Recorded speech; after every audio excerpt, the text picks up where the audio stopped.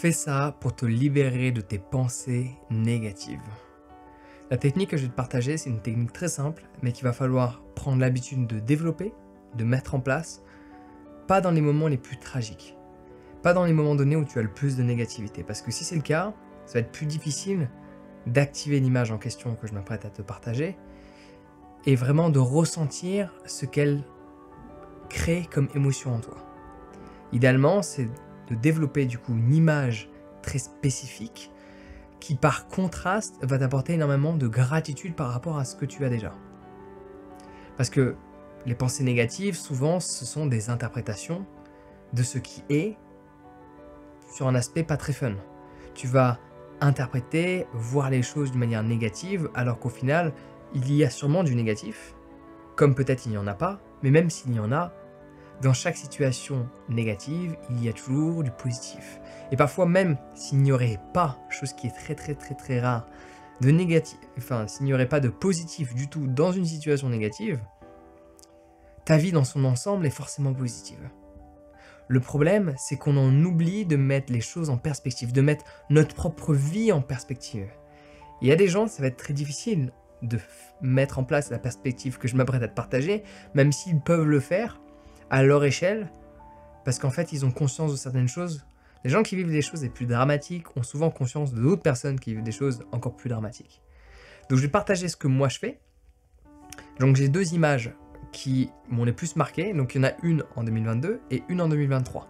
Idéalement, ce sont des images de choses que tu as vues, qui t'apportent de choses que tu considères négatives, mais qui ne sont pas reliées à ta vie, à ton existence. Le fait de les activer, vu que ce sont des images personnelles, ça va créer cette émotion en toi, et il va y avoir cette perspective par rapport à ce que tu vis, et à ce que tu sais que potentiellement tu aurais pu vivre. Que ce soit si tu avais fait des choix différents précédemment, si tu étais né dans une famille différente, si tu étais né avec un passeport différent, ou quelle que soit la raison. Donc attention, les images que moi j'active, je te recommande pas forcément de les activer toi, parce qu'elles sont pas personnelles. Je te partage deux images qui moi m'ont vraiment marqué. Donc la première, c'est en 2022. C'est même pas une image, enfin c'est sûrement réel, mais c'est pas une image que j'ai vue personnellement dans le monde réel. En 2023, oui. Donc début de l'année. Donc en 2022, j'ai vu le film qui s'appelle Parasite, un film coréen. Et il y a une image, je vais pas te spoiler le film, mais ce film, c'est vraiment le film qu'il faut regarder. Enfin, je te recommande jamais de films, je recommande jamais de films, je regarde très peu de films, parce que j'ai autre chose à faire dans mon quotidien que m'asseoir sur un canapé et d'être passif derrière un écran. Cependant, le film Parasite, regarde-le. Donc je vais pas te spoiler le moment, mais je peux te décrire l'image. Il y a une jeune femme, enfin, sûrement dans les... peut-être pas 16 ans parce qu'elle fait plus jeune, mais bon, une jeune femme, très jeune femme, qui est assise sur des toilettes, en train de fumer une cigarette. Et cette image-là, elle m'a tellement bouleversé, elle m'a tellement marqué par la symbolique qu'il y a derrière que quand je vais pas bien, il y a deux images que j'active soit cette image soit l'autre, j'active cette image. Et là tu te dis mais c'est quoi le délire d'une personne assis sur les toilettes en train de fumer une clope? Genre tu fumes pas, c'est quoi? Quelle est la symbolique? Je pourrais te spoiler le film, mais c'est dommage. On regarde ce film là et la symbolique est extraordinaire parce qu'elle trouve une... Enfin juste pour te... sans te spoiler le moment, elle trouve une rédemption par rapport à la situation qu'elle vit à l'instant T, qui est pire que quelle que soit la situation que tu as vécue dans ta vie. Elle arrive à trouver une rédemption, elle arrive à trouver un échappatoire à travers cette clope qu'elle fume sur les toilettes. Et tu le sais, je suis pas pour le fait de fumer, c'est ultra néfaste, ça fait plus de 10 ans que j'ai pas fumé une clope. Je me suis libéré de l'entièreté de toutes ces addictions de trucs psychoactifs ou non, tels que la clope.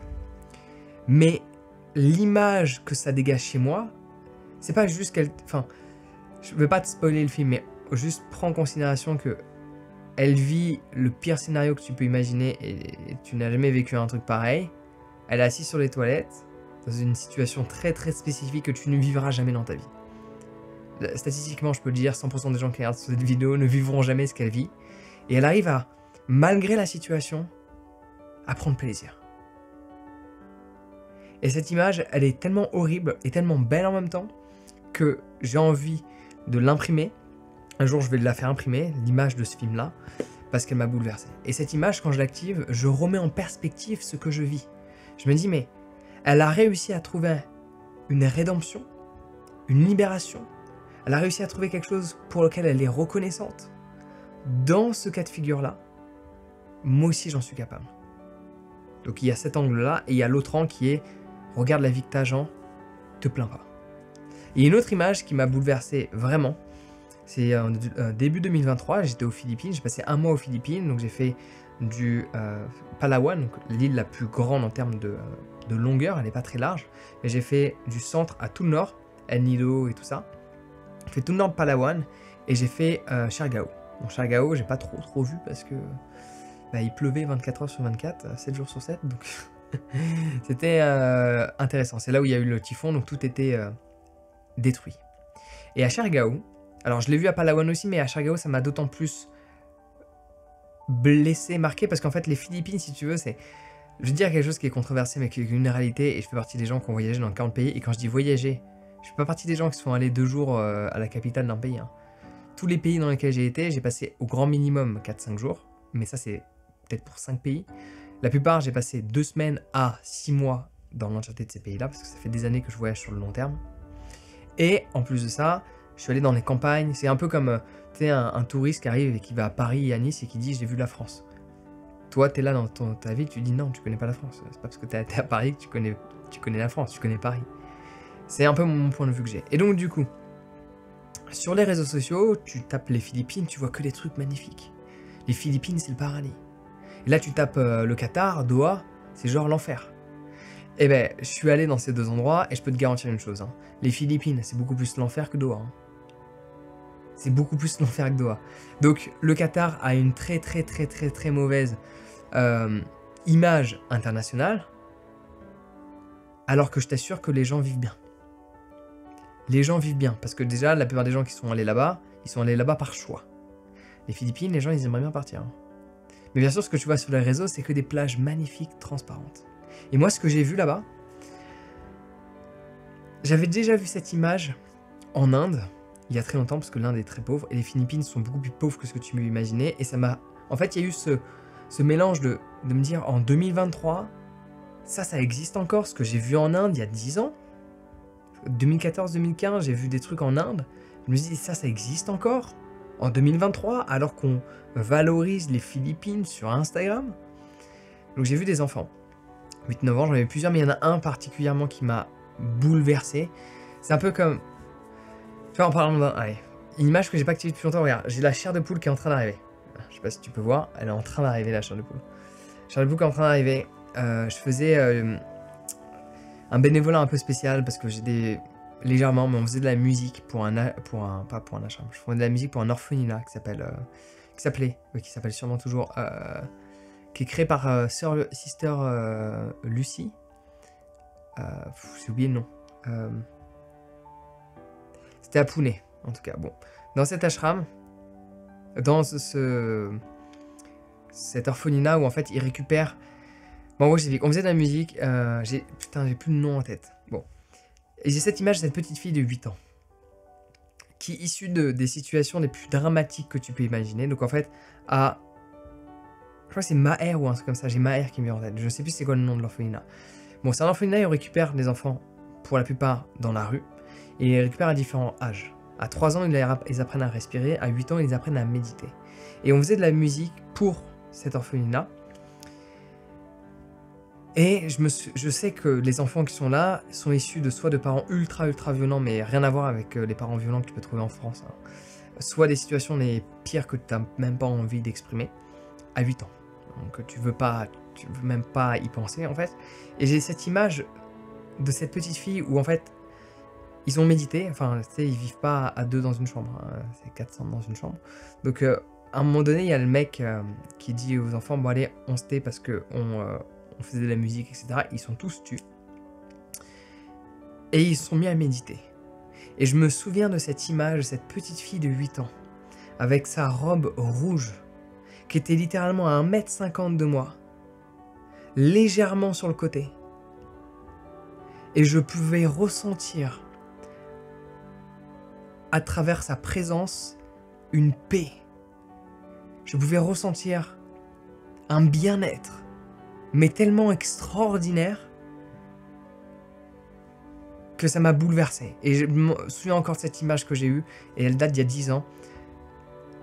Alors si elle est là, c'est vraiment qu'elle a vécu les pires scénarios possibles. Avant 8 ans. Scénario que j'ai même pas envie d'exprimer. Et cette image-là, forcément, quand je la réactive, ça remet en contraste mon existence, et je me dis, mais sois reconnaissant. Et ça me permet de développer davantage de gratitude par rapport à ce que j'ai déjà, parce que ma vie est déjà géniale. Donc sinon, l'image que j'ai développée parce qu'elle m'a marqué, c'est aux Philippines, janvier 2023, Siargao. Donc il y a eu le typhon Odette, non très sympa pour quelque chose qui détruit tout. Okay. Typhon de 2022. La plupart là-bas ne payent pas d'assurance, ou il n'y a pas d'assurance, et donc tout est encore détruit 1 an plus tard. Et je me souviens de ce petit enfant de 9-10 ans, au bord de la route, en train de vendre des sachets de 6 cacahuètes, parce qu'aux Philippines, en fait, ça n'existe pas, ou c'est très compliqué, notamment à Palawan et à Siargao, de trouver des sachets de cacahuètes, en fait. Ils ont un peu comme, tu sais, l'image des préservatifs qui tombent comme ça, tu sais, où il y en a plein. Bah, pareil, mais avec des cacahuètes, et c'est des petits sachets, où il y a littéralement 6 cacahuètes. Okay. Des petits sachets comme ça, où il y a 6 cacahuètes. Je n'exagère pas, je n'extrapole pas, je ne caricature pas, 6 cacahuètes. Okay, ils te vendent ce truc à 3 centimes en conversion en euros. Et il y a cet enfant de 9-10 ans, au bord de sa maison, si on peut appeler ça une maison, parce que c'est complètement de la tôle, comme un bidonville que tu peux regarder dans le documentaire. Et vu qu'il pleuvait en permanence à Siargao, l'eau rentrait avec les déchets à l'intérieur de leur maison et tu pouvais le voir. Et ils vivaient là, et ils vendaient des sachets de 6 cacahuètes à 3 centimes avec le sourire. Et quand tu vois ça devant tes yeux, et que tu fais en sorte... Alors ça te met une claque. Et encore, j'en ai vu des choses. J'ai voyagé dans 40 pays, je suis allé dans plein de bidonvilles à une époque où je voyageais comme ça, j'allais dans les environnements les plus pauvres. Ça te met des claques, mais quand tu retiens cette image, et qu'à un moment donné, tu es confronté à un divorce, à une rupture, à une perte d'emploi, à une perte financière, tu es confronté à plein de choses qui vont pas, et là, tu actives cette image. Et à nouveau, ce qui se passe, c'est 2 choses. 1, pourquoi tu te plains? Il est en train de vendre à 9 ans 6 cacahuètes dans un sachet à 3 centimes en espérant de s'acheter des claquettes la semaine prochaine ou le mois d'après. En espérant. Il pleut 24 heures sur 24. Il y a eu un typhon l'année dernière. Il y en a sûrement un autre qui va arriver. Parce que, en général, quand il y en a un, il y en a toujours un autre qui revient. Il y a des cycles. Te plains pas. Et là, ça active de la gratitude. Et aussi le fait de voir que cet enfant arrive à voir la beauté dans son environnement, malgré ce qui se passe autour de lui. Ça rend la chose possible que moi aussi, je peux voir cela différemment. Et automatiquement, mes pensées négatives s'enlèvent. Et ça, c'est une des choses que je te recommande de faire. D'avoir des images qui t'ont bouleversé. De faire en sorte de t'en souvenir et d'en retenir différentes leçons. Et de les activer les moments donnés où tu broies du négatif. Et personnellement, quand ça m'arrive, à moi aussi, de parfois voir des choses négativement, nanana, et là j'active cette pensée. Alors il y a différentes choses que je mets en place, mais ça c'est une technique que je trouve extraordinaire, c'est d'avoir des images qui t'ont bouleversé, qui te sont personnelles, qui ont du sens pour toi, et quand tu les actives, tu développes tellement de gratitude, soit par contraste, soit tu réalises que c'est possible de voir le positif là où il y a du négatif, parce que quand tu vois qu'il y a des personnes qui l'ont fait dans des situations pires que celle dans laquelle tu es, tu sais que toi aussi tu peux le faire par rapport à cette petite situation que tu considérais comme étant plus grosse précédemment. Ça, c'est une des choses que tu peux faire. Il y en a plein d'autres pour te libérer des pensées négatives et surtout faire en sorte d'éviter qu'elles émergent, parce que là, c'est une technique quand elles ont émergé, mais il y a plein de choses que tu peux mettre en place pour éviter, faire le travail en amont, éviter qu'elles émergent. C'est un peu comme il y a des choses que tu peux consommer pour éviter d'être malade. Il y a des gens qui mangent certaines choses et une fois qu'ils sont malades, ils veulent des solutions. Tu peux faire le travail en amont. Donc, installe mon programme Booster son bien-être. C'est un programme de plus de 100 vidéos, ultra complet, qui va te permettre de décoder toutes les choses nécessaires afin de vivre une vie qui a du sens, une vie heureuse, une vie palpitante, une vie dont tu seras fier de vivre. Le lien est dans la description, inscris-toi. Il ne peut rien t'arriver, outre que du positif. Le lien est dans la description. prends soin de toi et passe une excellente journée.